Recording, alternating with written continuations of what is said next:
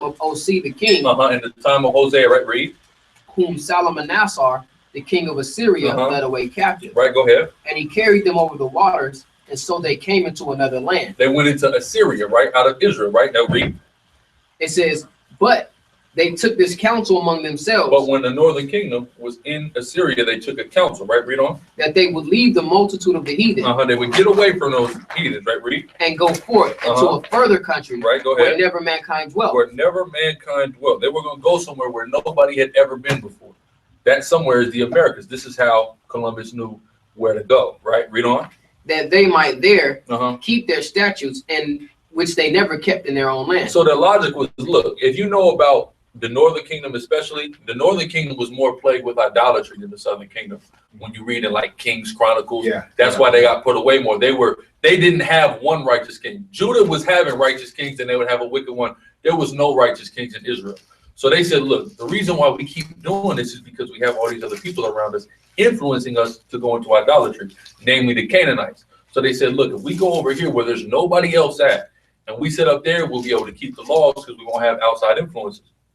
It ended up not working anyway. They ended up being idolaters anyway. But that was the logic, right? Go ahead, keep going. I got a quick precept pertaining to what the bro just said. This is,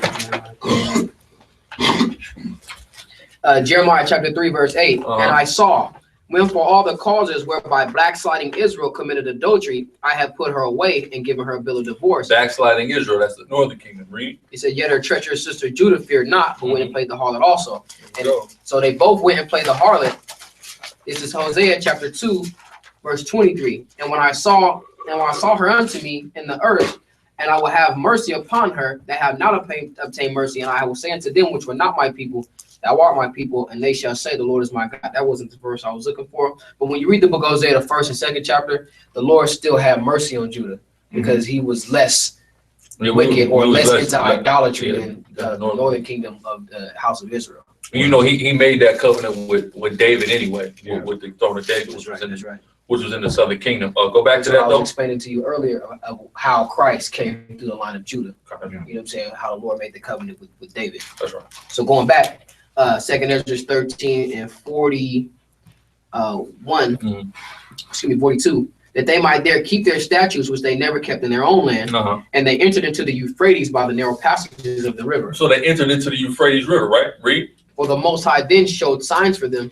Now, the Aztec, you know about the Aztec? Yeah. What are Aztecs and the Mayas known for, revered for around the world, even today? Technology. You said what? Mathematics. Mathematics, technology. By what though? And the stars. The stars. And, astronomy. Not astrology. Astronomy. Astrology is mythology. Astronomy is a scientific study of the stars. You know what I'm saying? So they were revered for their astronomy. So read that part again. It says, for the Most High showed signs for them. He showed signs. How did he show them signs? In the stars. That's how they were able to navigate from the Middle East all the way over here to the Americas. If you look at Mayan history, the Mayans say that they landed in Florida they were coming from a country in the east, and then they migrated from Florida over. Archaeology proves this because there's Mayan cities that are in Georgia. Total Mayan cities look just like they do in Central America, but they're in Georgia because they landed in Florida, they migrated through. Even the Aztecs said they migrated from migration came up from Florida all the way up the United States over to Mexico and Central America, where we see them today. You see what I'm saying? Go ahead. Genesis chapter 1, verse 14. And the Most High said, let there be lights in the firmaments of the heaven. The lights, right? The stars, read. To divide the day from the night, and let them be for signs and for seasons and for days and years. So the part of the reason the stars exist is for a sign. You see what I'm saying? So they're able to look, study the stars, and be able to tell how they can navigate, right? Go ahead. Quick point to address the brother. We were speaking about the Sabbath earlier to another brother, and he was, trying to go into how it's Saturday, since Saturday is the 7th day of the Gregorian calendar week rather than Sunday. We just read here. It says, and God said, let there be lights in the firmaments of heaven to divide the day from the night, and let them be for signs, for seasons, for days and years. That's right. That's how we establish what the Sabbath is. All right, by the sun and the moon. That's right. All right, that's where the word month comes from, the word moon. Okay, just because just to address what we were speaking about earlier. All right, so going back, this is 2nd Ezra chapter 13, and we were at 40 44. For the Most High showed them signs for them and held still the flood till they were passed over. That's right. So he held still the flood.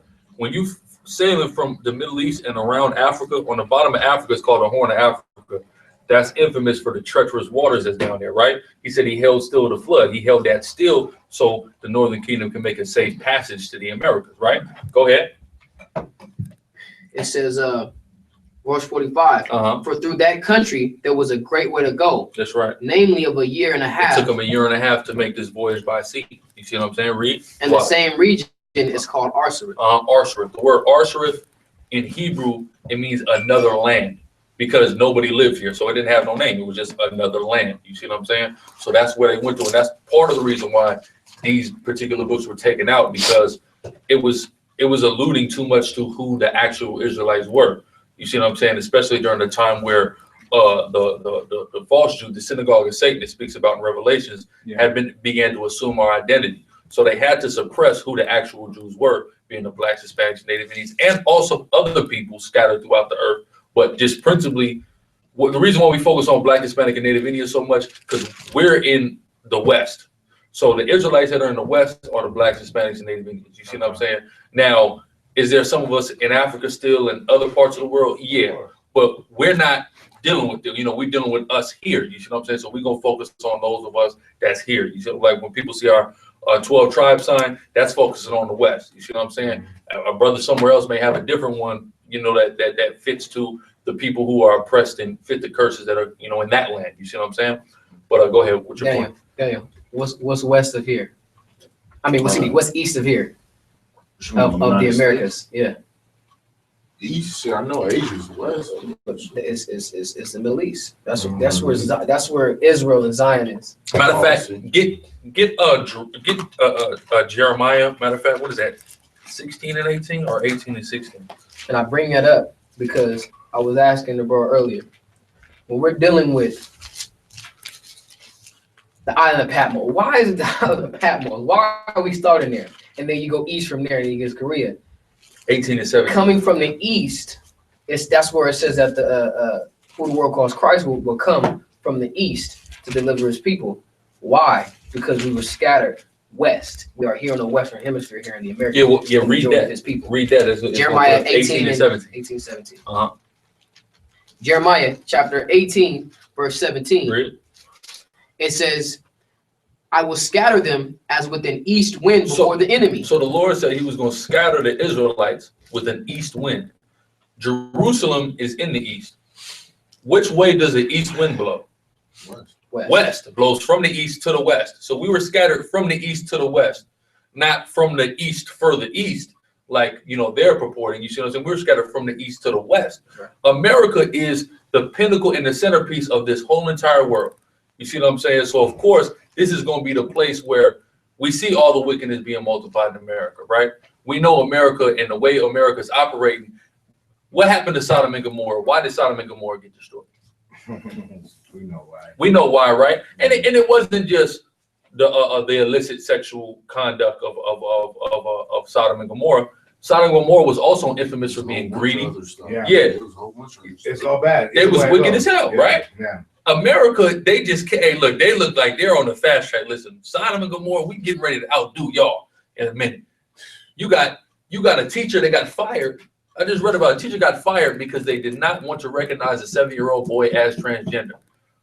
This is the world we live in. A 7-year-old boy can look at you and tell you he's a girl, and you will lose your job. You said what? You wrong for saying that he's not. Exactly, and you'll lose your job for that. Yeah. That's crazy, right? But see, this is where America is going. So this is like the pinnacle of the whole world right now. Everything is kind of centered around what's going on with America. You see what I'm saying? The place of great future judgment. So this is the primary place the Lord is going to have his people at. You see what I'm saying? And bring us up out of. That was it on that. You got the link? No, I don't. We couldn't get the link because it's like 3 people asking for the link. All right, I bet.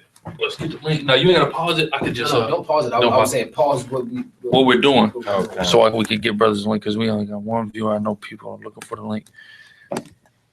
Yeah, that's sick. Yeah, funny is what we call through the spirit, man. We've been having a conversation for the past like 3-4 hours about these specific topics, and when we bring it out, it's like boom. Here in the Americas on the Western Hemisphere, he's going to come from the east, from that holy land and that holy region, to bring us back to that land.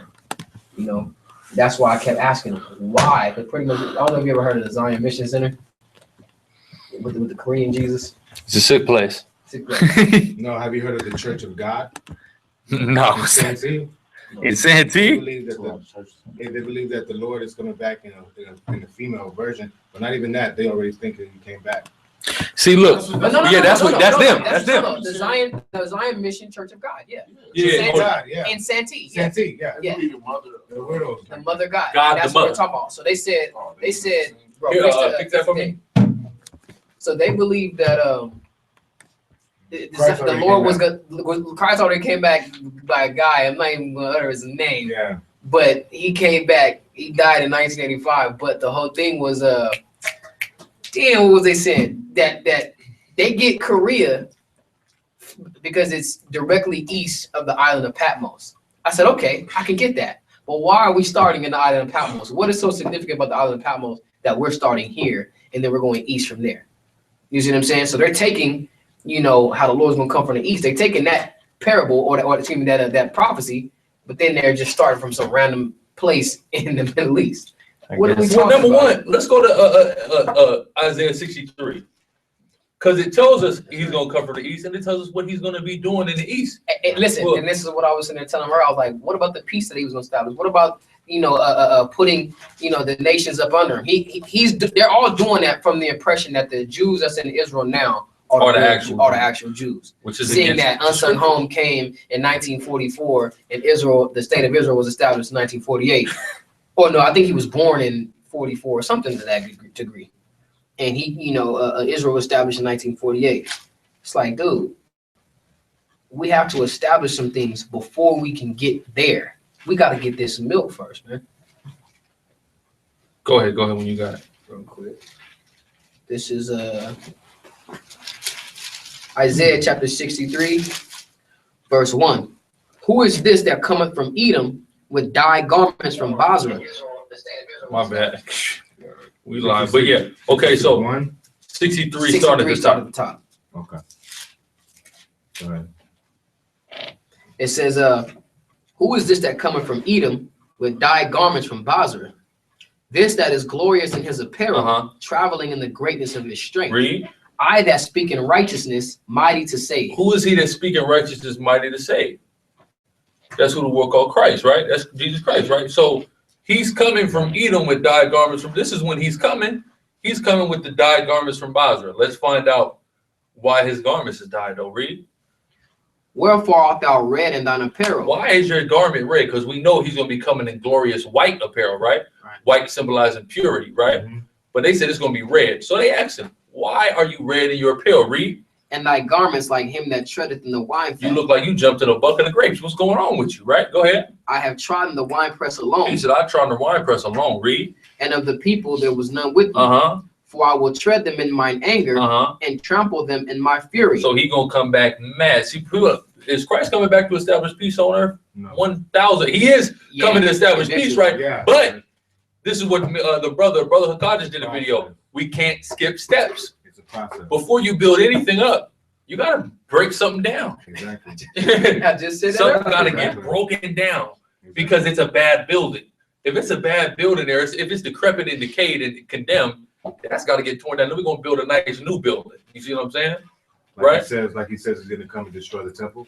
Yeah, I was just that's what I'm going for. That's what I was looking for right now. Where it says that manifested these days? Say it again. How is the destroying of the temple manifested these days? Go ahead. I'm gonna tell you how the temple was destroyed first and foremost. When we went into slavery on cargo slave ships, that's when the temple was destroyed. When the Native American, Indian, and indigenous people of the Americas were conquered by the conquistadors, that's when the temple was destroyed. Because before any physical temple, we the temple. We are the bricks that make that temple up. Amen. So when Christ was speaking and he said, this temple will be destroyed and reared back up in 3 days, is he talking about the physical temple? Yeah, but also he's talking about us, right? Like he said, I believe we're his body, right? And he is the temple. It's a lot of school. Some of our first classes that we was doing in here, if y'all look up on our YouTube, it's called the Temple Man series. If you look up the Temple Man, we go into all the ways in the scriptures how basically it's telling us that we're the temple. But when you don't know anything, when you just, like you said, a secular person, you're like a rock. Mm-hmm. A rock, you can't just pick a rock up and build a building with a rock. It's got to be hewn, it's got to be cut, it's got to be geometrically right so you can put it in and it can fit, like it says, fitly framed. You see what I'm saying? Yeah. So us in reforming ourselves and getting right and starting walking after the Most High, this is when you become from a rock to a hewn stone or to a brick that you can actually put and build the temple with. You see what I'm saying? So that's the road that we on, but we the temple. Now, Christ, who the one called Christ, he spoke, I want to say it's Luke 11. Let me just check real quick. The kingdom of heaven has suffered violence. Put in suffer violence. He said, he speaks about the kingdom of heaven suffering violence. How does the kingdom of heaven suffer violence? If it's some kingdom that's up in the sky somewhere, like they tell it, how can it suffer violence? That's not what it is.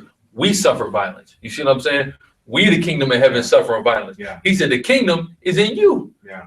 People don't understand, but people will mock people who believe in the scriptures and say, y'all waiting for some Christ to crack the sky. He said the kingdom is within us. We're really not, we're waiting on ourselves. Not saying we're going to be able to just do it on our own, but we're waiting on ourselves in the sense of our awakening is imperative to our salvation. If enough of us are not worthy of salvation, we will never get salvation. You see what I'm saying? So we have to work towards salvation. You see what I'm saying? So that's what he meant when he said the kingdom of heaven is within you. We got the keys. We just got to start doing what we need to do. If you want to be the nigga that's going to be on the street shooting at each other, selling dope, doing dope, having sex with anything, walking, you see what I'm saying? The kingdom ain't going to come. You see what I'm saying? Unless enough of us make that effort to manifest that kingdom through doing the righteous works. You see what I'm saying? Where you at? Precepts? I got what you were looking for. Get And it. then I got one right after. Appreciate you. Go ahead. Get that. Matthew chapter 11, verse 12. And from the days of John the Baptist until now. From John the Baptist to now, right? And even to now, right? Go ahead. The kingdom of heaven suffereth violence. The kingdom of heaven suffered a lot of violence. We saw what happened to that little girl in South Carolina, 14 years old. That the kingdom of heaven suffering violence. Your Trayvons, let's talk about the guys who've been dying in San Diego. Montez Jones, Cole, you see what I'm saying? Suffered violence. You know what I mean? For what? For nothing. But matter of fact, give me what you got. I got, Hebrews 5. That's the bread and butter. Hold that real quick. Go ahead. Let's get Hosea 4 and 6 first. But why is all of this happening to us? Why are we suffering violence? Because of us. Right? Go ahead. Hosea chapter 4, verse 6. My people are destroyed for lack of knowledge. Lack of knowledge. Exactly. We don't care about the Bible. We go to church, but do we really care about the Bible? My girl was showing me a broad Snapchat the other day. I don't even watch them. Right? You should. Garbage, right? She showed me somebody's Snapchat. She said every Sunday she's at church. But Monday through Saturday she's on Snapchat. She may be naked. She said she's naked in one scene. Next scene, she's with her son. Then on Sundays, she's at church. She's putting that money she's getting on the pole into that tie collection. Matter of fact, give me Deuteronomy 23 and 17 real quick. Now she getting on the pole, right? And she putting her money in the tithes. But let's see what the Bible say about that. It's unclean money. That's unclean money. It's abominable money. Go ahead. Deuteronomy chapter 23, verse 7. Uh-huh. That shall be. No, 17. 23, 17. Yeah. Oh, 17. Okay, you said 7. So go ahead. Deuteronomy 23, 17. There shall be no whore of the daughters of Israel. No Israelite woman should be a whore, which say what you want, but if you're stripping, you're a whore. Why? Because you're getting compensated for sexuality. You see what I'm saying? Yeah. Maybe not an actual sexual affair, but it's all sex, right? Mm-hmm. Go ahead.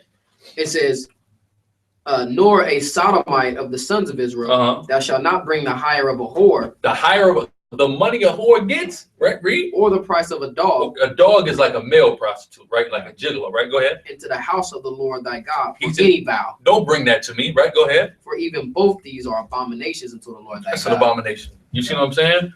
But our people are still going to pile into church on Sunday. But we lack the knowledge of this. We don't actually open the Bible, start reading it, studying it, looking at the Hebrew, looking at the Greek, actually seeking the Most High. We just go in there, and as long as a pastor thinks we're a good parishioner because we line his pockets on Sunday, it's all good. And that's the problem with our people. And that's why we're destroyed right now. And that's why we go to the streets and teach our people, because they don't know no better. So, hey, sometimes I got to smack you. Wake up. Well, Look at what you're doing. There also needs to be a big revival, too. A revival. A revival, but it also says in scripture it's going to come one anyway. Yeah. And, it's going to come regardless. Yeah, it's going to come regardless. So you're just totally right about that stuff. What you're saying, like you can't. But how do you change somebody from that? How can you get somebody to see the message? Well, give me Proverbs 16 and 24. About 3. You said what? 3, 2. Oh, that's a good one. Too. No, sure you're talking about. You said what? I said we can get verse 3 too. Yeah. You know what? You're exactly right. But yeah, get that first. As a matter of fact, this is part of what I'm gonna go to. Well, you have to grab. If the bro call another one, bro, you're gonna grab it. Grab whatever I call it. Proverbs chapter 16 and 3. Commit thy works unto the Lord. So commit thy works unto the Lord. All right, read. And thy thoughts shall be established. So the number one thing we gotta do is tell people to commit thy works unto the Lord. But how do we convince them to do that? Right. Go to verse 24. Verse 24. Pleasant words are as an honeycomb. That's right. Sweet to the soul and health to the bones. So pleasant words are as that honeycomb. That's how we get health, right? The root of health is what? Heal. You see what I'm saying? So the way is through wholesome words. Now, what are wholesome words exactly? Give me what is it? Proverbs 15. I got it. You got it. It's 15 and man, I'm telling you, I got it right here. I just hit somebody with this like 2 times in the last couple of days. There's been so many scriptures. My bad. Proverbs 15. The one where they're fooling their own eyes. Not that one. That's good also. I mean, it's so many scriptures that's coming to mind. Wait, man, hold on. I know I got this right here. Where's Ezekiel at? Ezekiel. What you looking for? It's like Proverbs 15 somewhere. It's Proverbs 14, Proverbs 15, and Proverbs 30. Speaking about what? It's about pure words. Pure words. The awesome song is the tree of life. No perversion therein is a breach in the spirit. Nah, that ain't. I don't understand why. The tongue of the wise is knowledge, but the mouth of a fool pours out foolishness. Let me see. Man. Now I'm upset. I know I just had this. Right here. Proverbs 15:26. Proverbs 15 and 26. The thoughts of the wicked are an abomination to the Lord. That's right. But the words of the pure are pleasant words. So it said, matter of fact, read 16:24 again, and then we go bring that right back. Go ahead. Proverbs 16 and 24. Pleasant words are as an honeycomb. Right. Sweet to the soul and health to the bones. So the pleasant words are honeycomb, sweet to the soul, and what to the bones? Health to the bones. Health right? to the bones. Go ahead, read that one. Proverbs 15 and 26. The thoughts of the wicked are an abomination to the Lord, but the words of the pure are pleasant words. So pleasant words are pure words, right? And that's how the bones get health. Now let's find out what pure words are. Proverbs 30 and 5. Proverbs chapter 30, verse 5. Every word of the Most High is pure. Every word of the Most High. So how do we do it? People got to start dealing back with the scripture. Christ quoted the law, and he said, "Man shall not live by bread alone, but by every word that proceedeth out of the mouth of the Most High." Yeah. So this is how we start to get that healing, right? Read. It says, "He is a shield unto them that put their trust in him." He's a shield. He protects them. Now, give me Ezekiel 37 and read 11 and 12. Now it said that them pleasant words, they're as honeycombs to the bones, right? What are the bones? 11 and 12. 11 and 12. Ezekiel chapter 37, verse 11. Then he said unto me, Son of man, these bones are the whole house of Israel. These bones are the house of Israel. So we, the house of Israel, we need to get healed. How do we get healed? The Bible. That's been collecting dust in your bookshelf for who knows how many years, right? Go ahead. Go ahead. At the end of the day, that's like more like the I'm gonna say the foundation. That's like the spark, the key. Ultimately, they have to want to accept it. You know what I'm saying? Like Jesus said, nobody comes to the Father but through me. But So at the end of the day, if you're not gonna accept that word, if you're spiritually not ready to accept that word, you're not gonna get it. It's not for you. You're not gonna get it. Sure. So what you're saying is, this is how we're gonna get them to listen. This is how we're gonna get them to listen, and eventually we'll get them to listen. But if you don't want to listen and you don't want to accept this, you're not. It's not gonna be worth. It's gonna be useless. It's like it says in John 4. John 3:15, is it? 3:15. Is it 3:15 or 3:14? 14 17 or 18. I think 17. You talk 17. Well, if you don't believe first, it's not good. It's pretty much useless. Because it all starts on belief, right? Amen. When we deal with the Gentiles in the New Testament, right? A controversial subject sometimes, but if you pay attention to what Paul is saying, he's like, look, this is where you need to start. You don't know the scripture, you don't know the Old Testament because that's all they had. Yeah. So look, I'm going to tell you where to start. Number one, stop eating food sacrificed unto idols. Mm-hmm. Let's start there because that was running rampant in these areas. Mm-hmm. So let's start there, okay? And we're going to build. That's the God.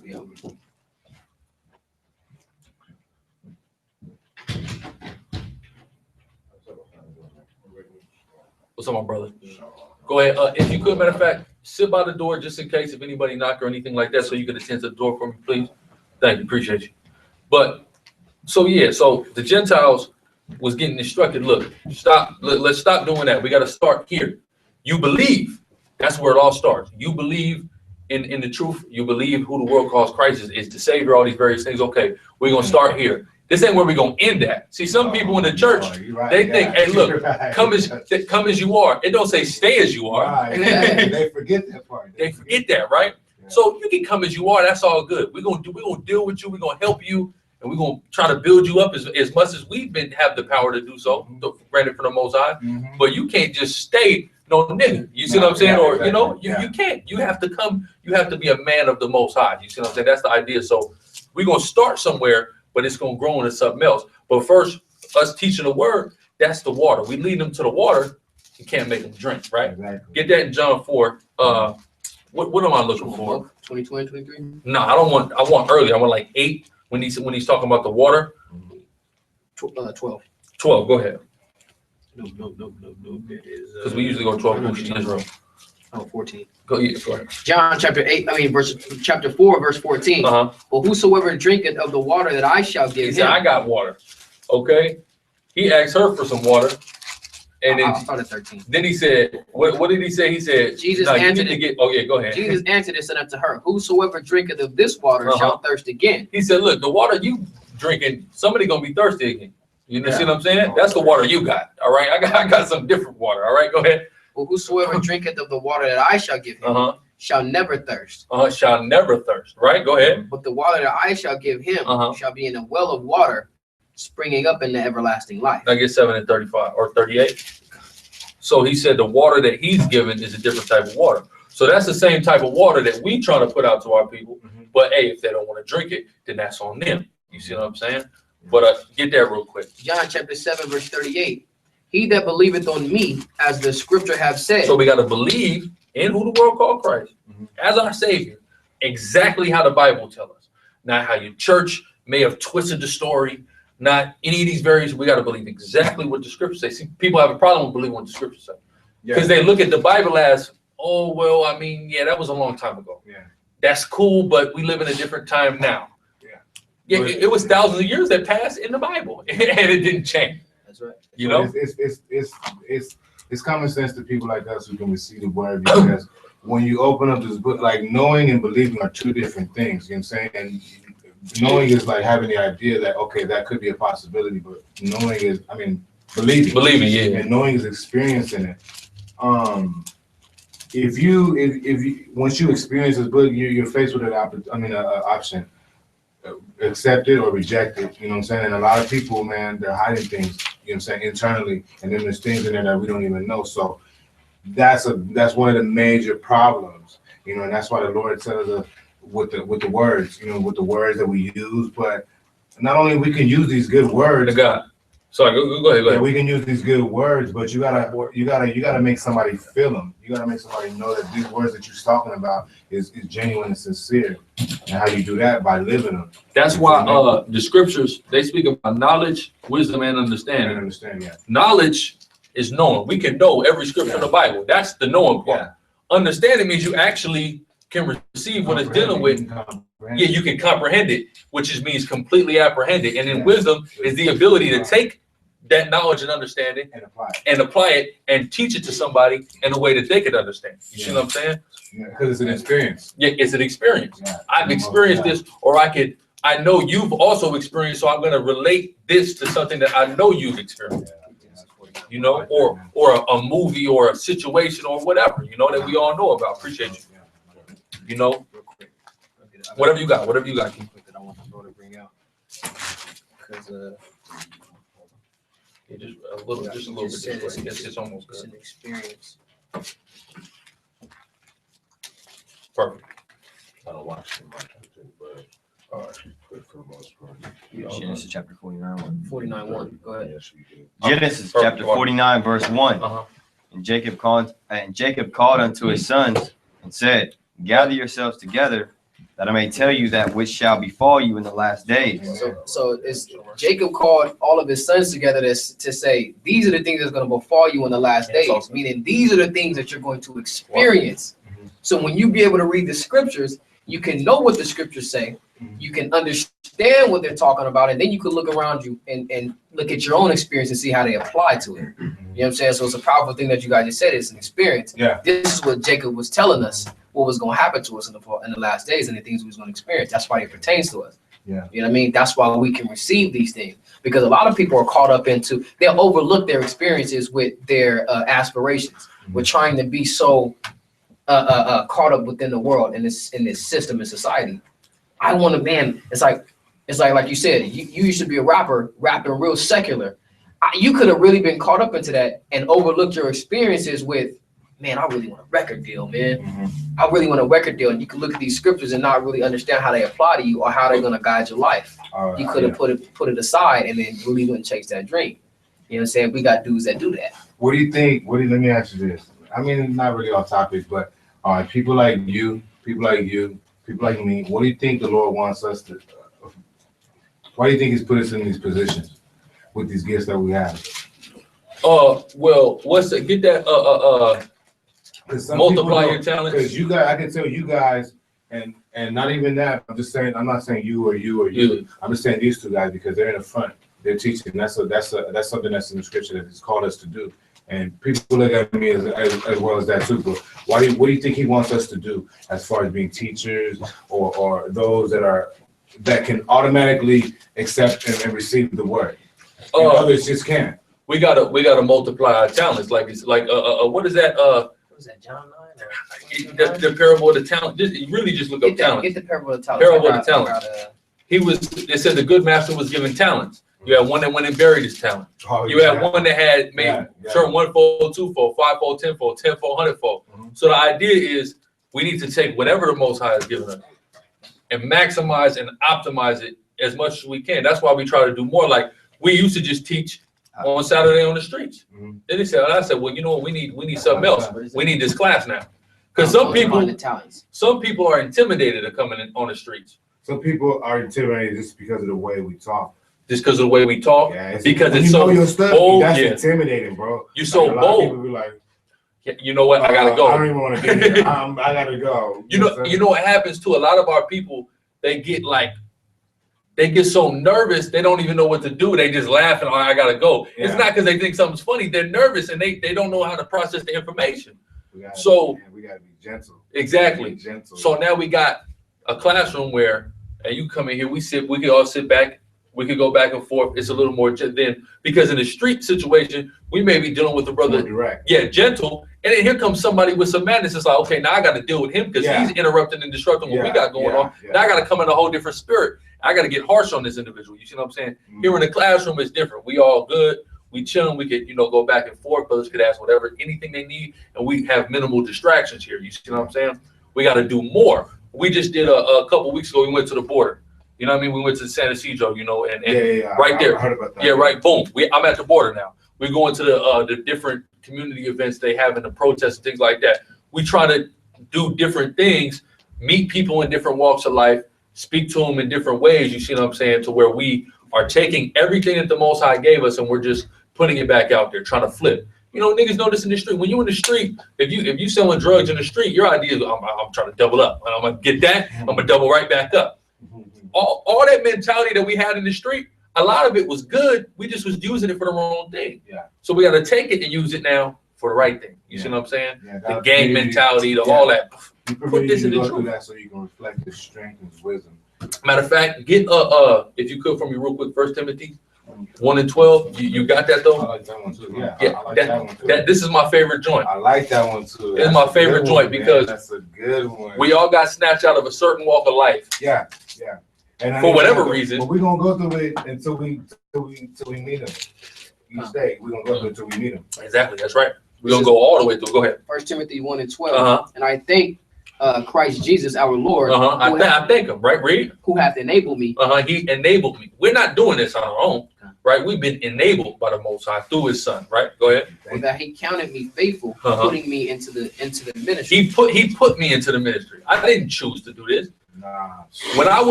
When I was like 15, 16 years old, I told the story before on our videos, but when I was 15, 16 years old, people was threatening my life, right? They was gonna kill me, all kind of. They was gonna come to my school and smoke me, right? So I asked the Most High. I said, you know, get me through this, preserve my life, and I'll do your work. I had no idea I thought the work of the Lord was going to a third world country and building orphanages. Then when I was 17, 2 years later, I found out I was an Israelite. I got introduced to this, and then I understood. I made a I made an oath with the Most High. I didn't understand what it was going to entail, but now I understood it at that time. Okay, this is what I was supposed to do. I made the agreement. He got me through it, and I'm alive right now, right? You see what I'm saying? So I must be alive for the simple purpose of I'm here to push the word of the Lord. You see what I'm saying? So, but go ahead. Matthew 20. There's also going into you said why is he doing it? Matthew 20:29. He says, "Go ye therefore into the highways, and as many as ye shall find, bid to the marriage." Go to the high. We got to go to them streets, and when we in the streets, we're bidding our people to the marriage, which is salvation, right? We're bidding you. You may not get a ticket, you know, if you don't want a ticket. You see what I'm saying? But hey, we still here slinging tickets, right? Go ahead. So those servants went out into the highways and gathered together all as many as they found. Exactly, everybody, right? That we could, right? Read. Both bad and good. Because hey. You may have some people, they're in organizations, they may go out to the streets and teach, but they still wicked in their heart. You see what I'm saying? You know, I don't follow that, man. Yeah. Anytime a person has something like a flaw or error in their ministry, to me, it makes it all null and void. That's right. You know what I'm saying? And then like once I see that, I can't mess with you like that. You know what I'm saying? I mean, you my brother, I love you, but I'm not. I gotta go over here because the whole thing is the scriptures say what? Work out your own salvation with fear and trembling. Your salvation is not pertinent on what this man is doing or what this man is doing. You are responsible for doing all that you can in order to get salvation. You know what I'm saying? So if you're not doing what you can, then hey, you know, or you just want to follow some man. Now, is there leadership and order and structure? Of course. But it's a thin line between order and structure and leadership and following men, doing the traditions of men, worshiping men. You see what I'm saying? Because that's a major trend our people have always said. You read in the scriptures, Israel had a problem worshiping men. You see what I'm saying? We always like when Israel asked Samuel for a king, Samuel was upset about it, right? And the Most High told Samuel, don't worry about it. They didn't reject you. They rejected me. You see what I'm saying? They want a king so bad, I'm going to give them a king. And he gave us Saul. And Saul was a horrible king. You say he was cool at first, but then he ended up being bad. Then they gave us a good king in David, but David still had his flaws. But the thing about David that we learned is he still was a man after the Most High's own heart, right? We all are imperfect. We all have flaws, right? But it's about repenting from your flaws and pressing towards the mark. And one thing about that too, it's about the pursuit of perfection as well. The pursuit of because a lot of people like to use that as an excuse. Oh, I'm not perfect, or I have my own relationship with God. There ain't no worshiping that, and not even nothing. But if God has asked us to be perfect, why would He ask us to do something that He knows we can't do, or not even something that His Son wasn't? You feel me? The point you're making is tremendous. We just did a video here last week, and I just uploaded on the YouTube. It's quote unquote, I have my own relationship with God. Yeah. That's madness. Go Go ahead. Finish. ahead. Philippians 4:13, real quick, because you said, why would he tell us to do something that's not possible, right? Exactly, yeah. Get that real quick. I was just listening to that video coming over here. Oh yeah. Come on now, man. You got your own relationship with God, man. Where's that at in the Bible? You know? Hey, ain't no worshiping that. Ain't no worshiping that. Yeah, exactly. I Can could chapter verse, please. Philippians 4. Yeah. Go ahead, King. 4:13. Yeah. Let's see. And Christians love this verse, right? Go ahead. Philippians chapter 4, verse 13. I can do all things through Christ, which Wait. strengtheneth me. I can do what? All things through Christ. So what are we talking about here? I can do all things through Christ. Yeah. I thought you were in Christ, right? So you should be able to do everything, right? Yeah. You can't have this defeatist mentality. Yeah. You see what I'm saying? Mhm. That's what's wrong with people. Yeah. You get Deuteronomy 12:10 real quick. This is the scripture we brought out in the law about it. Because a lot of people have a problem with the law in the Old Testament. Oh, You doing Sirach 32? that's it. No. Sirach 32:17. You got it now? Get it real quick. Go ahead. Sirach. Sirach. Oh, excuse me, that's 22. Sirach. Sirach or yeah, Sirach. It's in the Sirach, or is also called Ecclesiasticus or Ben Sir, but it's like a Proverbs or Ecclesiastes, a book of wisdom. You know, a lot of wise words and sayings. But go ahead. Sirach chapter 32, verse 17. Uh-huh. A simple man will not be reproved, A sinful man is not going to be reproved. Read. but findeth an excuse according to his will. Whatever his will is, he's gonna find an excuse. That's what I said when we pulled up. Next week. Come on, simple man findeth an excuse. Man, you ain't doing that. Hey, man. as soon as he said that, he said, bro, I gotta go, bro. What you mean? Hey man, but I tell you like this, man. A true believer, man, they love to be corrected. So don't ever let That's that right, spirit that's right, get that's up in right. you, man. You love to be corrected. You need that Exactly. because you know what? You blessing these brothers for blessing you, and they're blessing you by saving you from death. You know what I mean? And then not only that though, but the favor that they get from that is tremendous as well. Exactly. You know what I'm saying? Exactly. That's the whole point. We're trying to get, we're all working for, we all got a whole lot to be saved. We all done did a whole lot of wicked things in our lives. Yeah. And we need, listen, I need salvation. What You is see that? what I'm saying? Cover the multitude of sins. Charity covers the multitude of Charity. sins. Ain't that in James? I think it's in James. You got Deuteronomy? I think it's Deuteronomy. 18. Yeah, I think so. Get Deuteronomy 12 and 10. 12 and 10. Uh-huh. Deuteronomy 12, verse 10. But when ye go over Jordan and dwell in the land which the Lord God Salaki, that's you, not what I need. I don't need 12 and 10. What is it, 12 and 8? What does 8 say? My bad. says you should not. No, 10 and 12. 10 and 12. That's what I need. 10 and 12. No. That's not what I need either. What do I need? 12 and 8. 12 and 8. That's what I need. Got it.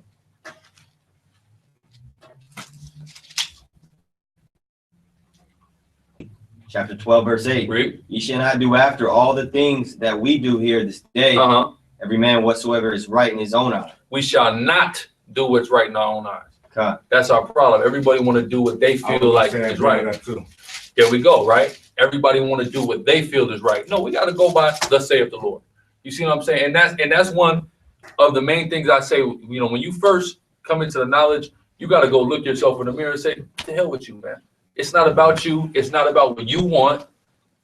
All your wants and deal with the scriptures. What does the Most High want? And some people, sometimes, me and this brother had this problem. Sometimes we be trying to, encourage or teach our women to do certain things. And they're like, well, it's easy for you because that's what you want. No. You think before I knew about any of this is what I wanted to do? Right. No. Yeah. But I had to say, I need to do what my creator wants me to do, as opposed to what some speckle of dust in the universe wants to do. Right? I got it. Why am I proud? Right? Quick, Go ahead. man, What you got? I relate to this brother so much, man. I've met today's the second time I've met him, right? And just as first time having this conversation, man, I respect him for how he's receiving this, because I relate. When the brother pulled up, he said, "Hey man, a simple man finds an excuse." He said, "I gotta go." I felt the same way. I was compelled. Your spirit is compelled. Yeah. Because again, he fears the Lord. You know what I'm saying? It's that fear within him to say, man, that's the beginning. That's the beginning of wisdom. So when we're bringing these things unto you, no matter what the scriptures is saying, Yeah. what does it say in John? It's gonna be Romans the 8th chapter. There's no height, no depth, no angels, no powers that's going to separate me from the love of Christ. That's right. And it starts with that fear. And the same thing when he's saying with our women, they don't realize there's things in these scriptures that doesn't just automatically appeal to us straight, just straight out. God. But with us fearing the Lord. You eating what you want. You're doing whatever you want to do. That's right. And then it's like, I remember when I was first 3 weeks in, when I learned you weren't supposed to shave your beard, right? I was like, I looked in the mirror, I had the razor, I looked in the mirror, I was like, I can't do it. Once I knew the Lord was not cool with that, I was like, I can't do it, man. I'm too afraid. You see what I'm saying? I am far too scared to know I ain't supposed to do this and turn around and do it. Then I was like, okay, I told my boys, I told my pops, I ain't eating no more pork, right? Then my pops was like, I'm going to Subway. I'm like, yeah, give me a BLT, second nature. And then I came back and he was like, I thought you weren't going to pork. I was like, you're right. You let me order it. You see what I'm saying? But then, hey, thank you for reminding me because I'm not getting ready to do this. You see what I'm saying? So it all, like you said, it all starts with fear. I didn't really know that much, but I knew I feared the Most High God. And I want to talk about that beard thing too. I want to talk about the pork thing too. But I gotta go. I'm gonna go meet up with some people. We're gonna worship tonight. Okay. Like 2 in the morning. All right. Well, what you gonna call it? Tomorrow we're gonna be out. So if you want to, I'm gonna meet you guys over. Okay, perfect. 2 or 1. Call me. Be safe. Call me. 2. Let's aim for 2. Between 1:30 at the earliest. Yeah.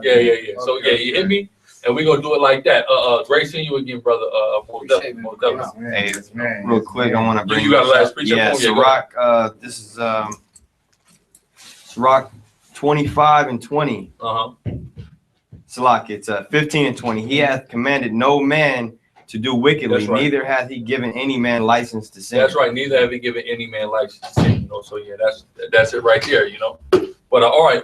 Tomorrow, well, Lord willing. All right, yeah, brother. Shalom. All right, brother. All right, man. All right. Real quick, I got a couple. What have you got? Leviticus 19:18. Thou shalt not avenge. 19:17. Thou shalt not hate thy brother in thy heart. There we go. Right, read. Thou shalt in any wise rebuke thy neighbor. See, like the brother was just saying, correction is important. You have to know how to receive and take correction because we've been taught this effeminized version of love. Love is just a feeling. No, love is an action. If I see you doing something wrong, something that may lead to your death, I may curse you out. It may not be the most comely or most attractive way of talking to you. You see what I'm saying? But I'm doing it because I don't want to see you go down the wrong path. You see what I'm saying? So that's what that law is telling us. Read. It says, and not suffer sin upon him. If I love you, I'm not going to allow you to sin. You see what I'm saying? I see you doing something that's wrong, something the Lord will kill you for. Hey, brother, don't do that. You see what I'm saying? Like, let's say the pork thing, right? You just say you order you get some bacon. Hey, you just order bacon. Now you knew, so you may, like I was just saying, I ordered a BLT. Then my pops were like, I thought you wasn't eating bacon no more. You see what I'm saying? So, hey, boom, but that's love right there. You see what I'm saying? Sometimes it may be a little harsher than that. Sometimes, you know what I mean? But at the end of the day, we have to look at it as love. Go ahead. Did he still get it for you? He got it for me, and then he brought it to me, and he said, I thought you wasn't eating bacon no more. Your dad knew that. Your dad knew. Hey, you knew that when you took my damn order, man. And at the same time, it also goes into, I remember when I, was on this, I'm not eating pork no more. I went straight to the refrigerator and got a pack of pepperoni. And my dad asked me the same thing. I thought you wasn't eating pork no more. And I'm looking like, oh, I didn't know this was pork. Didn't even occur. Now it's a obligation now for you to start figuring out what's lawful and what's not lawful. You know what I mean? Gummy bears out of the window. Honey buns out of the window. Yeah, because it's a lot of stuff pork is in. You see what I'm saying? That's what you said. What? The hoof. Yeah, the hoof of it, right? A lot of people, sometimes giving up pork is not the hard thing, but giving up things that pork is in is the hard part, right? Exactly. Whatever precept you got out. It's Proverbs 27, verse 11.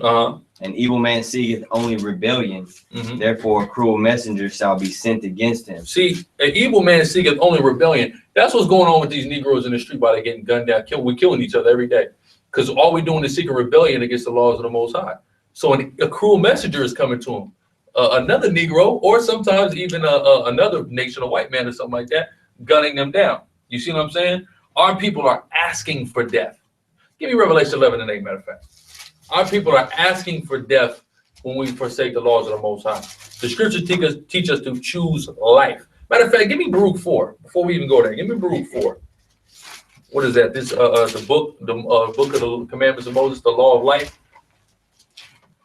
Because this law, we gotta understand something. This law, it's our life. You see what I'm saying? That's the first thing. This is what's gonna take you from a nigga on the street into a man of the Most High. The following of the law, statutes, and commandments. Okay? Because niggas in the streets will have sex with your wife, your little sister, your mom. You see what I'm saying? With no regard, right? Right? You see what I'm saying? But when you read the scriptures, you're like, damn, I can't do that. You see what I'm saying? That's the only way we know. Because I remember when I was in high school, I was trying to have sex with everybody's girlfriend. You see what I'm saying? That's wicked as hell. You see what I'm saying? But we didn't know that. But now you know that. So now you stop doing that. You know that selling drugs is a form of sorcery. So are you going to participate in sorcery? You know why? Because that when you deal with the word pharmaceutical, right? Like the pharmaceutical industry, right? Pills and the manufacturing of all these various drugs.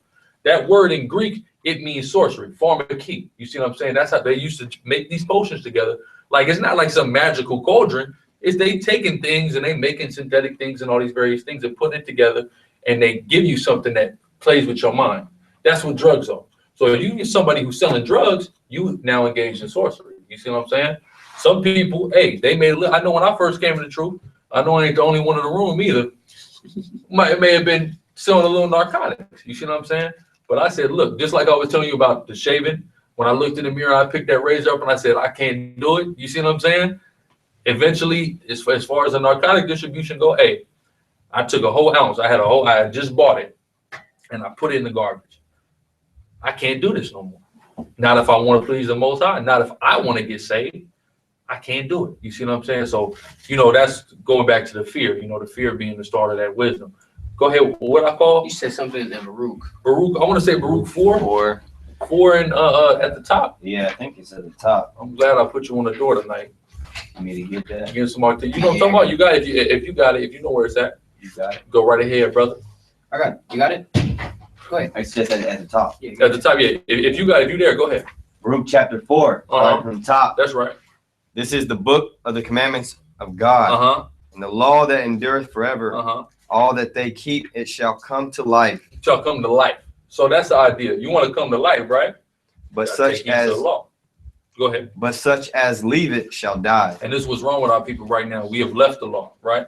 And part of the reason why we stay away from the law, and we've been talking about this a lot. When we go to the Christian church, what does the Christian church tell you about the law? It's done away with. Don't worry about it. You can eat whatever you do, whatever you want, right? Yeah. So they know if we stay away from the laws, we're never going to get right as a people. You see what I'm saying? That's why they always indoctrinate us off top. Don't worry about the law. Don't trip about it. Or they'll say just the 10 commandments. That's it. Now realizing there's over 600 more. You see what I'm saying? Go ahead. That's it on that. That's the first verse. What's the rest? Turn thee, O Jacob, take heed of it. Turn thee, O Jacob, take heed of it. We Jacob, we the Israelites, right? It's our job to take heed of that law. Read. Walk in the presence of the light thereof, that thou mayest be illuminated. That's right. That we mayest be illuminated. What's another word for illuminated? Enlightened. We need to be enlightened as a people. That law is what's going to enlighten us. You see what I'm saying? Go ahead. Give not thine honor to another. Give not thy honor to these other people have stole our honor around the world. Oppressing us. Read. Nor the things that are profitable unto thee, to a strange nation. To a strange nation. These laws are profitable unto us. They're not for no strange nation. It's for us. All right? So we need to get it because you got a bunch of white people with curls hanging off the side of their head in our land right now talking about this day book. You see what I'm saying? But it's profitable for us, not them, right? Go ahead. That's why they over there and they having conflict. They ain't had no peace. Matter of fact, I got the new flyer. With my main man on there. What's my man? Gabal Nasser? Nazir, yeah. Nazir, the president of Egypt. He said, ain't gonna be no peace in the Middle East because the Jews left black and came back white. Okay. So you ain't the Jews. So no, you ain't gonna have no peace. And have them Arabs giving them any peace since 1948? No, sir. It's been hell over there. You see what I'm saying? They be putting hell on the Arabs too, but they don't have peace. They don't have safety. You see what I'm saying? Like they're supposed to. Scripture says Zion is gonna dwell safely. Why ain't they dwelling safely? You see what I'm saying? Because they not the people of the Most High for real. You see what I'm saying? Go ahead. O Israel, happy are we. Happy are we, read. For things that are pleasing to God are made made known unto us. Things that are pleasing to the Most High are made known unto us. What is that? The law. It pleases the Most High when he sees his people follow his laws. You see what I'm saying? So it's good that this is made known to us. But in the churches, they don't make it known to us. Go ahead. Get Revelations 8 too after the Yeah, Revelation 11 and 8. That's pretty much it on that? Okay, get Revelation 11 and 8. Go ahead with that. If you could.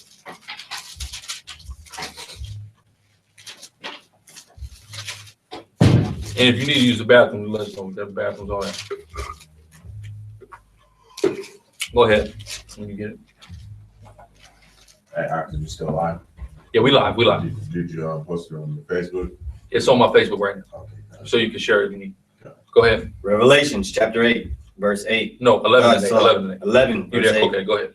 And their dead bodies shall lie in the streets of the great city. So their dead bodies, our dead bodies are here on a spiritual and physical level, right? Read. Of the city that what, read? Which spiritually Uh-huh. is called Sodom and Egypt. Which spiritually is called Sodom and Egypt. We was just talking about Sodom, right? A little earlier, how this place is trying to outdo Sodom with all this madness is doing. You see what I'm saying?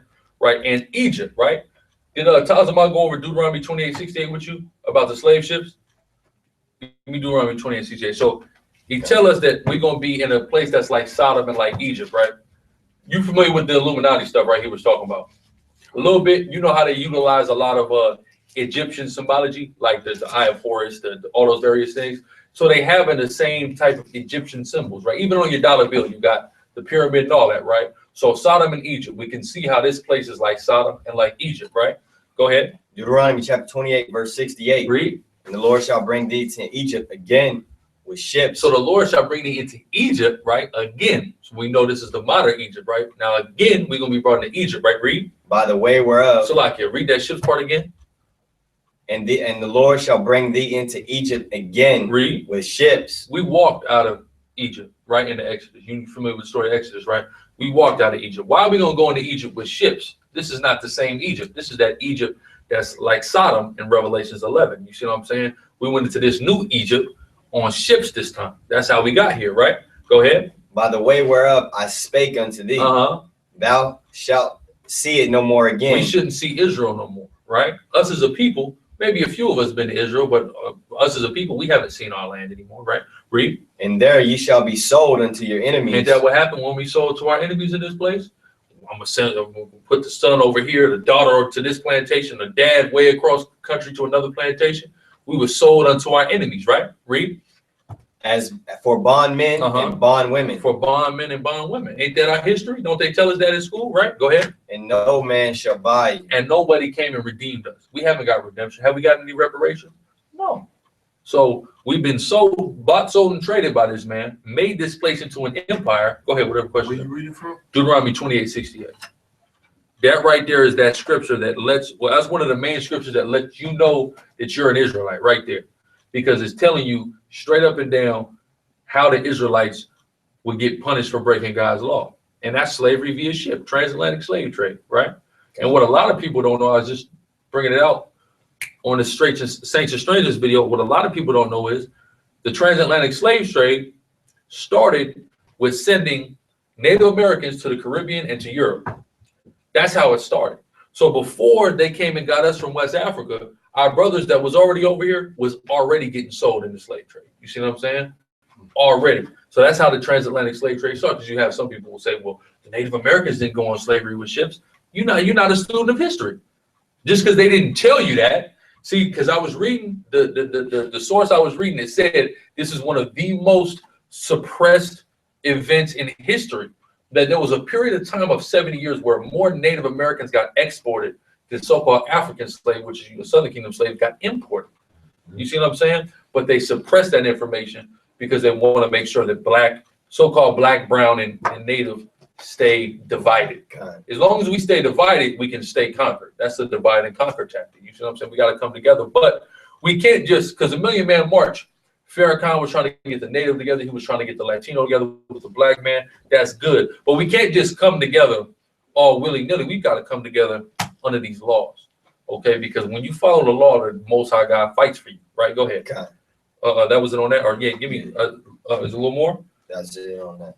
Oh, yeah, I had you at Deuteronomy 28, Yeah, kind of. 60. I'm tripping. Matter of fact, let's go to what am I thinking? Let's go to Jeremiah 14 or 17 and 4. What's what you got?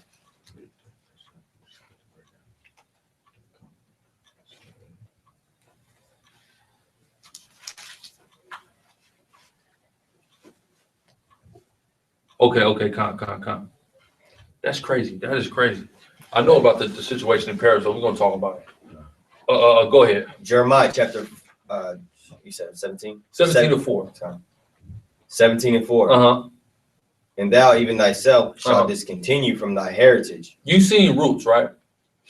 You never seen Roots? No, You know, not all of it. you know the scene though. Your name is Toby, right? Yeah. So it said, read that again. And thou even thyself Uh-huh. shalt discontinue from thine heritage. See, they didn't want us to be who we were before they got us. They want us to be Toby now. That's what it's talking about. We're gonna discontinue from our heritage. That's why we didn't know who we are. We whatever they called us. First we was a Negro. Was it Negro, colored Negro, then African American? We whatever they tell us we is at this point. We're not who we were prior to getting taken into slavery because we discontinued from our heritage, right? Read.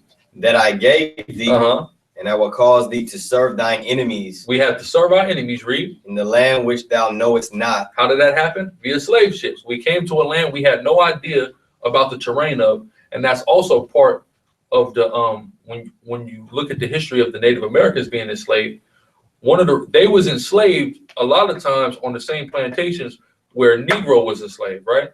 But what was happening was the Native American had been around that terrain. He knew the land. So he's hopping the fence, he's getting out of there. He knows the land. The so-called Negro slaves didn't have that advantage. They brought us over here from Africa. You see what I'm saying? So, hey, we had to serve them in a land we had no idea about. You see what I'm saying? They spoke a language we didn't know, all those various things, right? Go ahead. For ye have kindled a fire in my anger. And the reason why this happened is because we made the Most High mad. How do we make the Most High mad? Not following the laws, right? Go ahead. Which shall burn forever. Which shall burn forever, man, until we repent as a people and turn from that. That's why it's so important, imperative that we come back to the book of life, which is the following of the laws, right? Go ahead. Thus saith the Lord. Is that the next verse? That's the next. That's all right. Let's go back to Deuteronomy 28. And matter of fact, let's go to 15. Go to 15, then we're gonna jump around. You want to start at 28:15? 28:15. It's all good.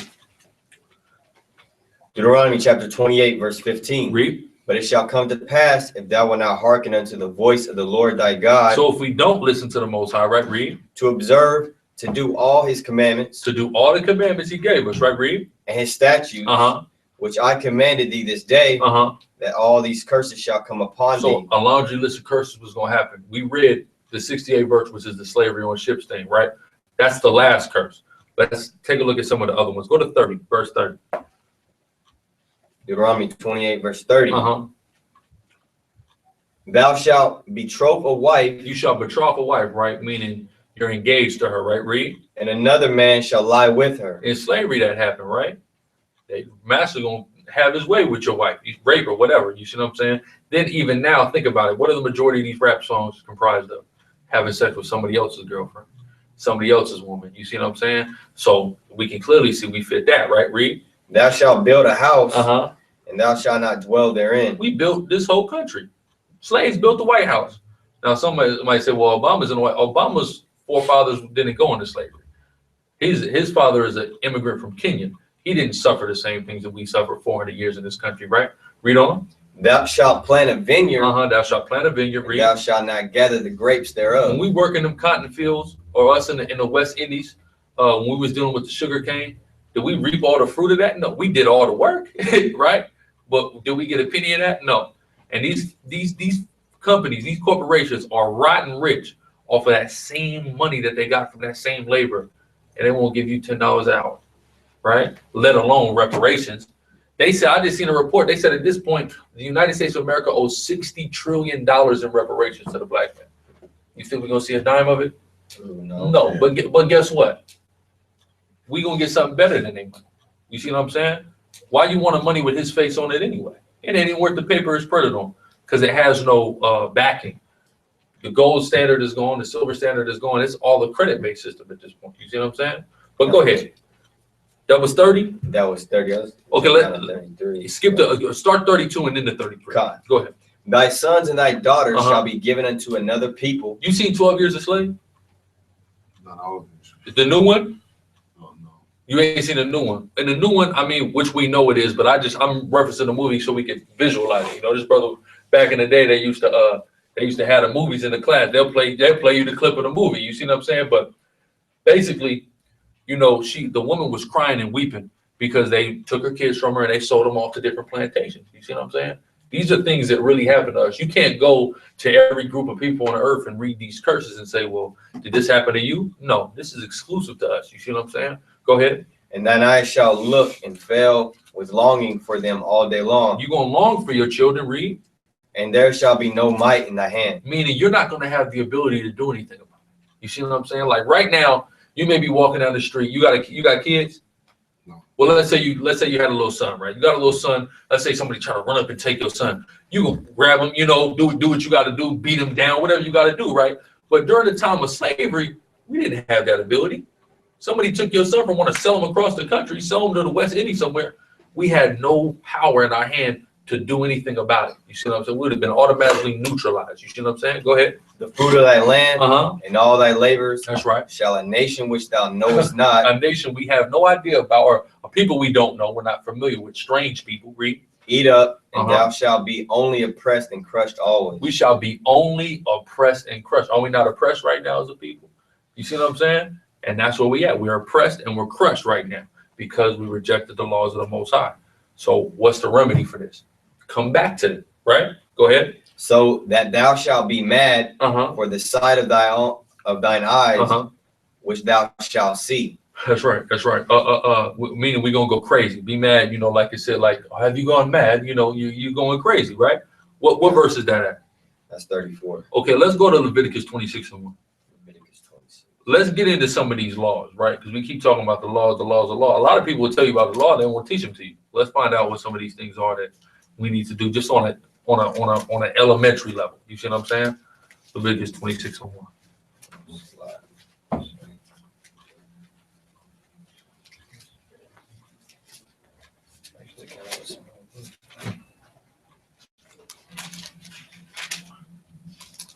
I got one. Leviticus chapter 26, verse 1. Ye shall make you no idols, nor graven. Go ahead, Slacky. Nor graven image. Neither rear up any standing image. Okay, so no idols, graven image, or rear up a standing image, right? Finish that. Neither shalt thou set up any image of stone in your land to bow down unto it, for I am the Lord your God. But when you go to church, what do you see? You see that. Big old painting of a white boy, a white woman, a stone of it. You see what I'm saying? A little baby, stone little baby Jesus, right? All that various things. But if we go to the laws of the Most High, that's condemned. So that's one of the reasons why we're in this position. Our people love to do that. Our people love to have idols to bow down to. You see what I'm saying? Especially that white boy, right? But as we see, that's one of the reasons why we got jacked up. So what's the solution? Get rid of those. We don't need no picture or nothing. The Most High he's omnipotent, omnipresent. There's no way you could, I mean, we understand that he's a black man. He looks like how you look as far as how his physical visage, or not even physical, but how his image is, right? But we don't paint a picture and say, hey, this is the Most High, bow down to this. You see what I'm saying? Is there any more on that? Yeah. Okay, finish it out. Finish it out. Ye shall keep my Sabbaths and reverence my sanctuary. Where you at? You was at one. All I needed was one. Just one? Yeah, all I needed was one. All right. So that's one of the main things our people go against right now is that idolatry. Always need a picture of something to bow down to, right? Like on Good Times. On Good Times with the mom, she said, well, my Jesus is white, and it makes me remember. Why do you have to remember? You should always, and number one, there's a way that the Most High gave us to remember things also. You see what I'm saying? But we're going to get to that in a second. Give me 4 and 16. 4 and 16. Deuteronomy chapter 4, verse 16. Lest ye corrupt yourselves and make you a graven image. You corrupt yourself when you do that. That's why all our people in them churches are so corrupt. Adultery, the pastors getting rich off the congregation, buying Lambos and all kind of $60 million jet and all that madness like they're doing up in the churches because they're corrupt because they bow in the graven image. You see what I'm saying? Go ahead. The similitude of any figure, the likeness of male or female. Or male or female, right? Go to Deuteronomy 14, read 8 to 10. Deuteronomy 14, chapter 8. Deuteronomy chapter 14, verse 8. And the swine, because it divided the hoof. That's another thing our people have a problem with, which, like you said, you don't even eat pork anyway. But a lot of our people, they love that hog maw, they love them pork chops, they love that bacon, right? Read. Bacon. Yeah, they love that bacon. I mean, they got this damn. I went to the store to Smart and Final, right? I be getting these ice cream sandwiches. They're like $4, right? But they got a few flavors. And when I was going through the line, it was a white dude who was the clerk, and he was like, "Yeah, man, you know they got a bacon one. You should check out the bacon one. You got a bacon ice cream sandwich? Why would I want a bacon ice cream sandwich? It's rationalized. Even if I ate bacon, I don't like to mix textures of a food of that type of food with ice cream. Why would you do something like that? You see what I'm saying? But hey, probably it's a lot of Negroes that love that, right? So bacon is in everything now. Man, they have 30 types of different bacons, just product at the grocery outlet. You see that? At grocery outlet? Yeah. And grocery outlet got a horrible selection. Yeah. But I bet they got all the bacon. All of it. It's like that's insane. Go ahead. And the swine, because it divided the hoof, it cheweth not the cud. And don't chew up the cud, meaning it's not, it'll eat anything that comes in front of it. You see what I'm saying? If you feed a pig or a person, it's gonna eat it. It don't care, right? Read. It says, "Ye shall not eat of their." It says, "It is unclean unto you." That's right. Ye shall not eat of their flesh, nor touch their dead carcass. You shouldn't even touch it, because you know what some people do with pepperoni pizza. I'm gonna take the pepperoni off. Oh no, that's wrong too. You ain't supposed to come into contact with that pork. Y'all, the pork stay over there. Okay, I'm gonna stay over here. Right? Go ahead. That was it on that. You should go through 10. Yeah, to 10. Verse 9. These ye shall eat of all that are in the waters. All that have. What about seafood? Right? You like crab? Crab, right? Lobster? Shrimp, right? Bottom dwellers, though. Bottom dwellers, right? What does it say, right? Go ahead. It says, "These shall ye eat of all that are in the waters. All that have fins and scales if it's got fins and scales, it's good. But if not, it don't. We know lobster, crab, shrimp, they don't got scales. They got fins, but not scales. Same with like catfish, right? They got fins, but no scales. But if you deal with like salmon, tilapia, cod, all that's good. You see what I'm saying? Even what's that, red snapper, right? That's cool because they got the scales and they got the fins, right? But when we deal with crab, lobster, all that, that's unclean. You see what I'm saying? That's basically like a cockroach. You know the shrimp. Yeah, the shrimp is like the cockroach of the sea. You know what the word lobster means? Spider. It's a spider in the water. That's all it is. Scorpions, right? Are scorpions. You know how big a scorpion is, right? You know a scorpion used to be 3 to 6 feet long because it was aquatic. You know, people who are into astrology, which we don't deal with astrology, but people into astrology, Scorpio is a water sign. Scorpions are originally aquatic animals. You see what I'm saying? But they were bigger in the water. So you have cockroaches, which are smaller, but they're a little bigger in the water. Shrimps, crabs, lobsters, they're bigger. But if they were outside of the water, they would look like these same critters that you run from if you see them in your house. You see what I'm saying?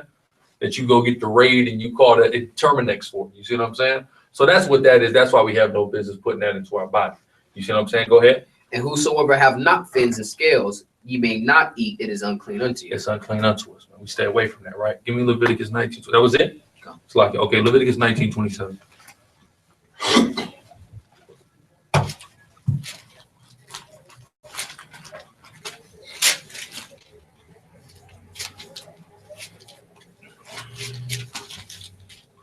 Leviticus chapter 19, verse 27.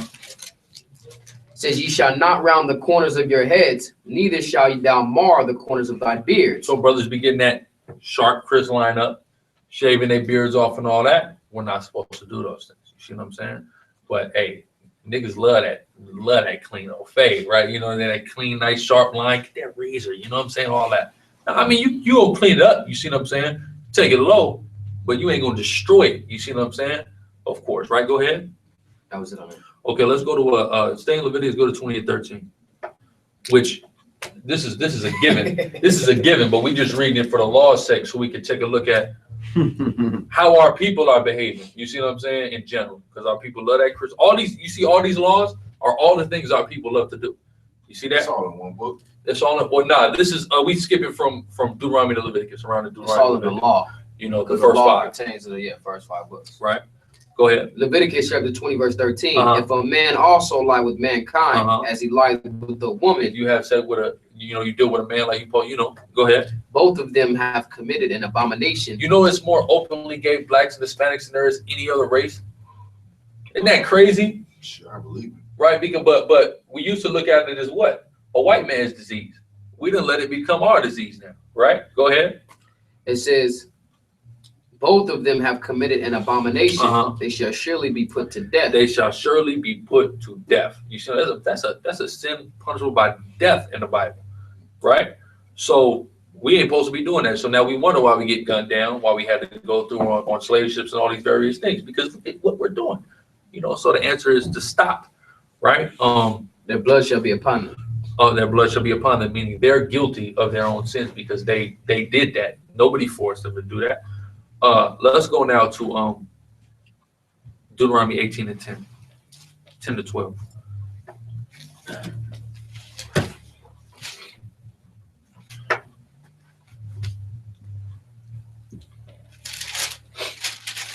Deuteronomy chapter 18, verse 10. It says, there shall not be found among you anyone that maketh his son or his daughter to pass through the fire, or that useth divination, or an observer of times, or an enchanter. Using those divinations. These are the various forms of witchcraft. You familiar with Britannicas? You might have to say that one more time. That's Real quick. I'm not. Okay, go ahead. One more time. Therefore it says, there shall not be found among you anyone that maketh his son or his daughter to pass through the fire. And real quick, how are people doing that now, making their sons and daughters pass through the fire? They go into that Planned Parenthood, they're aborting their children.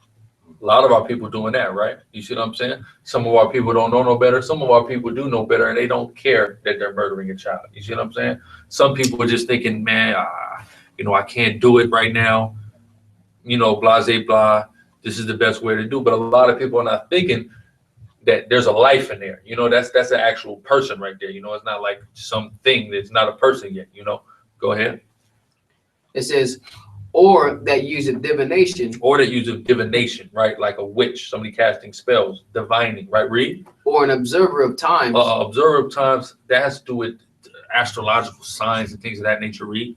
Or an enchanter or a witch. Or an enchanter or a witch. So all these various witchcrafts. The reason I asked about Botanicas, Botanicas is prevalent amongst Hispanic neighborhoods as well as Haitian neighborhoods, where you go into the place and it's got like spells and all kind of stuff, and usually it's some lady in the back that will read your hand and do all that various stuff. You see what I'm saying? All that's witchcraft. You see what I'm saying? But our people love to do that, especially Hispanics and also Haitians. Haitians are heavier into it. And I remember we met this Puerto Rican chick. Remember the one Puerto Rican broad?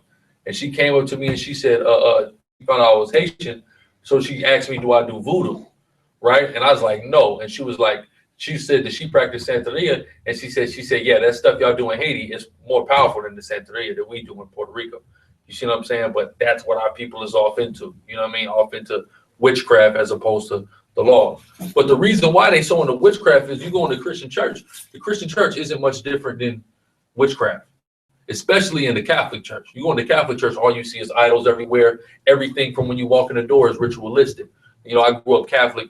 You go in there, you're going to put your hand in the water. You got to do the sign of the cross. The whole service is full of rituals. You see what I'm saying? So it's not far-fetched for somebody who was raised Catholic to get into witchcraft, because the whole thing is very similar. You see what I'm saying? Especially with all the idols everywhere, right? But go ahead. You got a question? No. Go ahead. Or a charmer. It says, or a charmer, or a consulter with familiar spirits, or a consulter with a familiar spirit is a psychic, basically. Miss Cleo, you see what I'm saying? Individuals like that, people gonna tell you, gonna read your palm, they're gonna tell you your future, they're gonna get the tarot cards and all that. Hey, you gotta stay away from them type of people, because that is madness. And our people love that. You gotta. What was I just watching, man? I was just watching some broad on the TV was going to get her fortune told, man. You see what I'm saying? It was like it wasn't no big deal. Why you need your fortune told, man? You know, go ahead. People just want to know what's going to happen in their life. And 9 times out of 10, that person who you looking at is a damn fraud. You know, when you believe anything they say just because they could put some cards in front of you. What sense does that make, right? Go ahead. It says, or a wizard or a necromancer. A necromancer, somebody who's dealing with the dead. Yeah, right. Exactly. Well, then that's necrophilia. Necromancy is like trying to talk to trying to summon the dead. Yeah. Right. Summon the dead. Go ahead. For all that do these things are an abomination unto the Lord. The Most High hates all of that. You see what I'm saying? We got to stay far away from that. Go ahead. And because of these abominations, the Lord thy God doeth drive them out from before thee. He gets rid of people who do that. And we started doing that in Israel. That's why we're in America right now. He drove us out for doing that. You see what I'm saying? Go ahead. Keep going. Oh, where'd you hit? I just got down to 12. I just read 12. 12. Give me 1 Samuel 15 and 23. We'll go outside the law for a second. 1 Samuel chapter 15, verse 23. It says, for rebellion is the sin of witchcraft and stubbornness. Rebellion is as the sin of witchcraft. Right. So we just heard about how the Most High feels about witches and all the various forms of witchcraft. But now we're seeing that rebellion against the word of the Most High, you may not be a witch, but if you're rebelling against the Most High, you're just as guilty as that witch. You're guilty of the same punishment as that witch. Let's see what the punishment of witch is. Give me Exodus 22 and 18. Because we heard they're abominable, but let's see, what happens to them. 22 and 18. 22 and 18. You got it? I can get it. Go ahead, Exodus 22 and 18. Thou shalt not suffer a witch to live. A witch supposed to die. You find us a witch around in the ancient times, you find somebody's witch, we going right in there, boom, she's dead. You see what I'm saying? Or he, because it's male witch is what they would call a warlock or whatever. They got to go. So when you rebelling against the word of the Most High, you just the same as that witch. So that's why we got to make sure we are not rebellious towards the word of the Most High. Right, go ahead. Going back, 1 Samuel 15 and 23, for rebellion is as the sin of a witch. For rebellion is as the sin of witchcraft, and stubbornness is as iniquity and adultery, or right. Idolatry. Iniquity and idolatry, which we spoke about earlier. So we can't be stubborn and we can't be bucking up against the words of God. You see what I'm saying? We have to fully submit ourselves to them. Matter of fact, give me Deuteronomy 10, I believe it's 10. Yeah. Deuteronomy 10 and 12. Deuteronomy chapter 10, verse 12. And now, Israel, what doeth the Lord thy God require of thee, but to fear the Lord thy God, to walk in all his ways, that's right, and to love him. That's what we are required to do. So not doing that, that's the stubbornness, that's the rebellion. Okay. If we're not walking in these commandments, if we're not proving our love, like I said, love is not a feeling, it's an action. So if we love the Most High, we're going to do what he asks us to do. Just like if you got a girl, if you love your girl, you're like, oh, baby, I love you. And all you're doing is beating her down, mistreating her, all the various things. You're going to show that love. You see what I'm saying? She's going to be like, and when you show a woman your love, she's like, damn, man, this nigga really love me. You know what I'm saying? He did this, and that for me. He had to do that. Put up with all my madness. You see what I'm saying? That's the same way with the Most High. You see what I'm saying? We do what he requires. Not so much what a woman requires us to do, because more so we going to be the ones that require them to do things. But, we are doing the actions that prove that we have this love, that we profess that we have, right? Go ahead. It says, and to serve the Lord thy God with all thy heart and with all thy soul. With all our heart and all our soul, man. That's what it's all about right there. To serve the Most High God with all our heart and all our soul. You know what I'm saying? That's what we have to do. And that comes with the keeping of the commandments. You see what I'm saying? Real quick. Go ahead, whatever you got. Or whatever you need. Keep going real quick. To keep the commandments of the Lord and his statutes, which I command thee this day for thy good. 14, this is what I was speaking about earlier when we were talking about the different heavens. Behold, the heaven and the heavens of heavens is the Lord thy God. The earth also with all that is therein, or with all that therein is. Meaning everything is the Most High. Right. Did it say anything about hell there? Some place underground where people burn at? No. You see what I'm saying? Which I don't know if y'all talked about that, No. but just so we could clarify that as well, because a lot of people in the church will teach you, Well, real quick, I was just you asking going to him- hell. Yeah, Go I ahead. was asking him about. I was like, to you, what is the kingdom of heaven? As far as you know about it, if you had a kid right now, he came and asked you about it, what would you tell him? You know, and we were speaking about that. Just like he said, a place where you go when you die. And I'm like, yeah, that's heaven, but that's not the kingdom of heaven. So here you see where it says the heaven and the heavens of the heavens. You know what I'm saying? There's you have the spirit realm where your You spirit have- returns back to. Well, after you, pay. first you have the sky. That's right. That's heaven, the sky above you, right? Then you have like beyond that. You see what I'm saying? Then you have, like the brother said, another realm of existence. You see what I'm saying? Not so much this place where you go float around on clouds, but a place where the energy that's within you departs from your body. You see what I'm saying? And now you want a different. You're not in the physical. You see what I'm saying? Right? You in the fourth or fifth ether. Okay. What a spaceship. Hey, you ain't never heard of this dude Ghetto Girls before? Man, he was on Oz. He was. You said what? Yeah. What time is it? What time is it? Quarter till 9. Oh yeah. I didn't even realize what time it was. He was moving. We ain't here. But you got any, as far as right now, you got any questions? No, man, I'm coming back.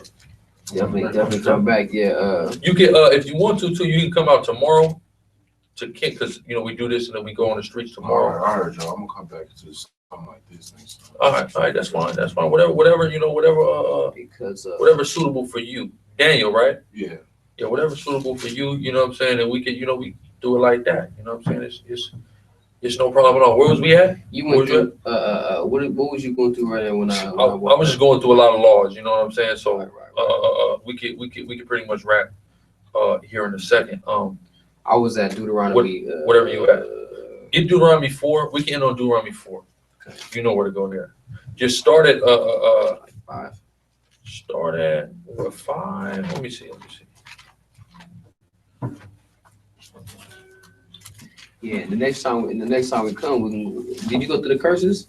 Yeah, I went through the Yeah. curses, and we went through the Okay, laws. okay, that's perfect. Yeah, we went through a lot of Yeah, curses. the curses is that, like I was explaining to him earlier about how the curses pertain to the things we were going through in history. When I read earlier in Genesis 49, it was when Jacob sat all of his sons around and said, "Listen, these are the things that's going to happen to you in the last days." He told that to us because prophetically he understood how we was going to fall away, lose our heritage, and this is how we was going to be able to identify who we are. So when we look at mainly the so-called Negroes, when you look at us as a people, we're the ones that's just lost. We're the ones that don't have nothing. We're not attached to anything. So that's why we're trying so hard to find something, whether it's the Christian church, the Catholic church, Muslim mainly. And now you got a lot of our people going and doing it to Zion. We're all trying to figure out things that don't pertain to us at all. So when we come back into the scriptures and follow these laws that we've been breaking, as the various ones we just went through, that's when we'll be able to ascend back to that level the Most High, originally created us in. You got Deuteronomy 28:1 and 15? Yeah, well, I didn't get 1. I just got 15. Right. So 15 is talking about the curses. Verse 1 speaks of 1 through 15 speaks about the blessings and how he will bless us, above all the nations on the earth. That's why I was asking you guys earlier, do you guys think God is a racist? And again, you guys understand words, you gotta understand what these things are talking about. Like the brother just spoke about the heavens. That's another thing that went back. Genesis 1:1. In the beginning, God created the heavens and the earth. The first thing we think of, God, which is the Most High God, and we think heaven. Okay, that's where He's at. He created. No, He's already there. That word heavens is just speaking about the sky, the firmament. So we have to understand these words. That's why we got to study to show ourselves approved. Yeah, that's right. Yeah, like we were saying earlier, going into the languages, the original languages that these scriptures were written in. That's right. Helps us in getting a better understanding, because we know it wasn't written in English, and then at that we read a version that's in Old English. So we have to understand why things were translated there.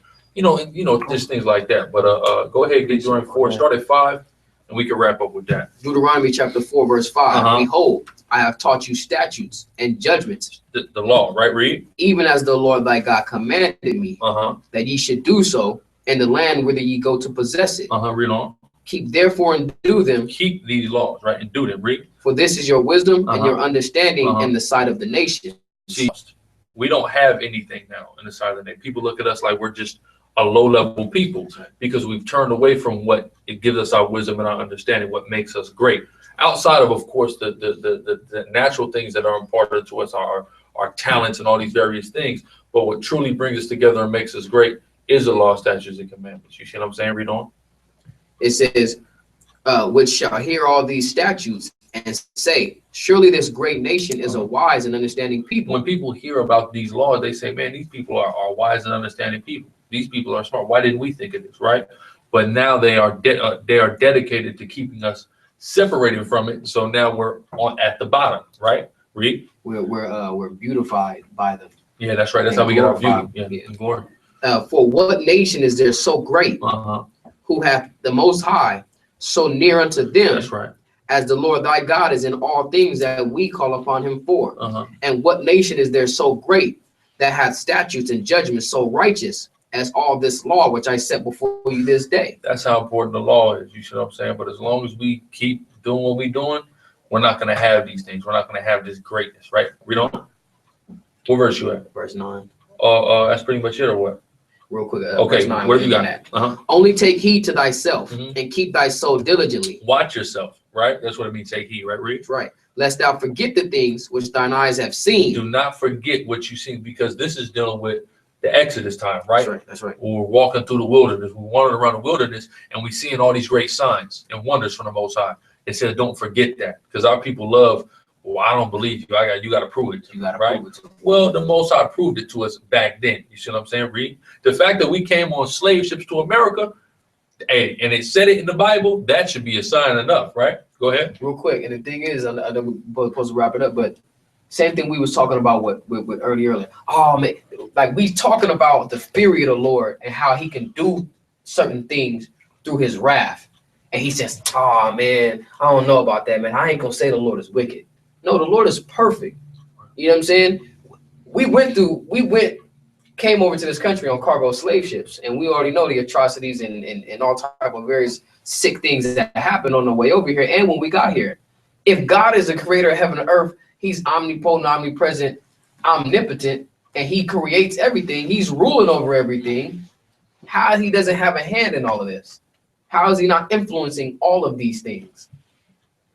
Yeah, he doesn't. And we're not saying he's not righteous for it. We're saying he's just. To those that do wickedly, these are the things that happen. To those of his people that are who he chose and he gave, law, statutes, and commandments to that follow them, righteous things happen. It's like a movie. If you're gonna write a movie, yeah, good guy and bad guy. That's now, where we get the concept. The good guy the bad guy might be giving it to the good guy for a while.